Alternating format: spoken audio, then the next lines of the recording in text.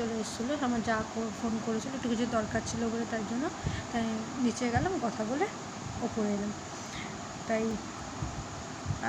বললাম আপনাদের যে দুপুরে ওই পটলটা দিয়ে মাছের মাথা ছিল, মাছের মাথা দিয়ে পটল দিয়ে আলু দিয়ে তরকারি করেছে, ওই তরকারি করেছে, ওই তরকারি খাবো।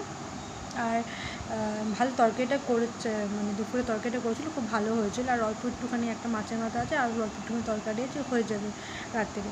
আর কালকে সে চিকেন চাপ করেছিলাম, অল্প একটু চিকেন চাপ আছে, অল্প একটুখানি রুমাল রুটি আছে, রুমাল রুটি আমাদের হয়ে যাবে।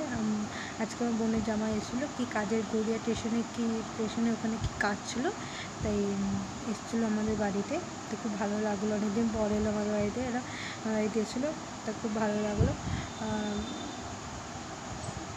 কটা বাজে তখন এসে, 5:30 বাজে তখন এসেছিলো আমাদের বাড়িতে, এলো। তারপরে জয়কে ফোন করলো, জয় এলো।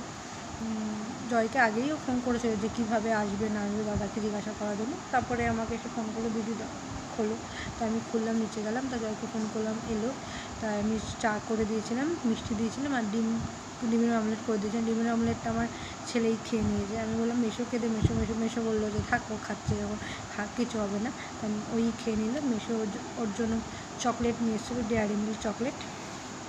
আমি চকলেটটা দেখাই, চকলেটটা নিয়ে এসেছে।